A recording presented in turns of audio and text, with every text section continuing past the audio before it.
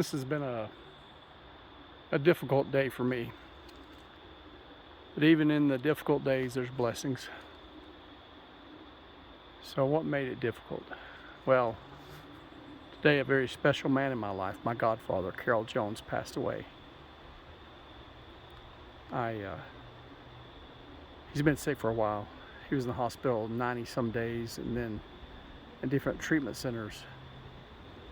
And he finally got to come home, I think last weekend. And he declined ever since. And he hasn't spoke a word since probably Tuesday.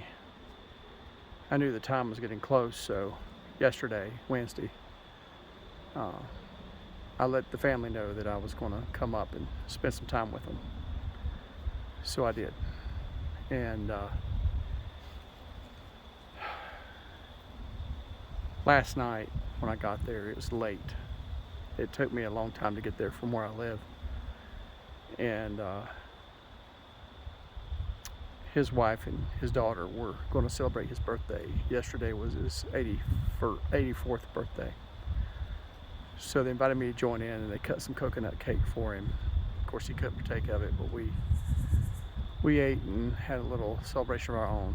Today I went to his house, and me and my cousin, his daughter, went in to be with him while she gave him his medications.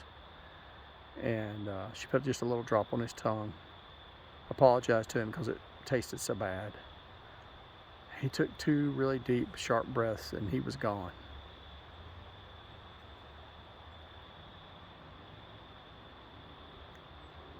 My Uncle Carroll was a special man.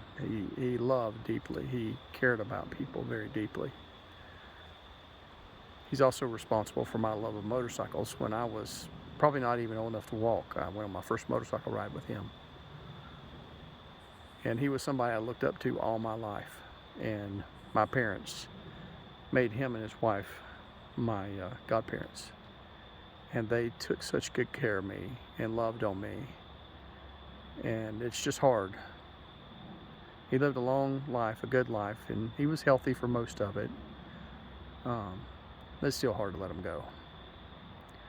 So I've come up to Pisgah Forest. I'm sitting on the banks of the Davison River, just taking a few moments to think about Carroll. The family's asked me to do the eulogy, and I'm trying to get my mind in the right place to deliver a eulogy. How do you eulogize a man that has been such a big influence? Seems lately I've been doing a lot of these, and it's never easy. But I hope I can say something to bring comfort to the family. I've prayed over them. I was there with them when he passed, and I just loved on them and stayed with him until the funeral home and coming got his body, and several family members made their way in to visit. Sometimes I just have to get alone. Just have to get out, away from everything. So I come to places like this, and I sit and pray and ask God for guidance.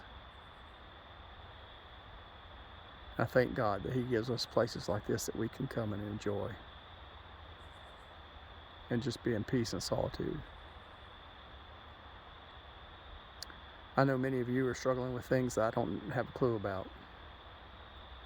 Just know if you ever need someone to talk to, I'm here. Reach out to me.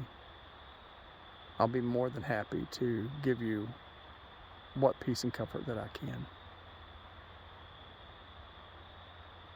Here's a little view of the river. Water's just as pure, clear. You can see all the way to the bottom.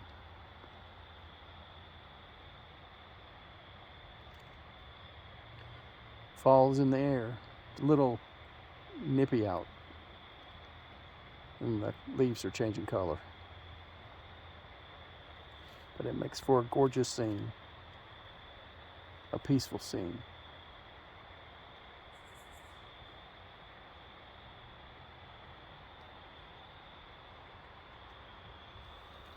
As I sit here and just reflect on Carroll's life, I thank God he's not suffering anymore. He's been made whole. He loved the Lord Jesus, and I firmly believe that when he took his last breath, he saw Jesus' face. I hope you can have that assurance in your life. If you don't, ask me how. Be glad to tell you. God bless.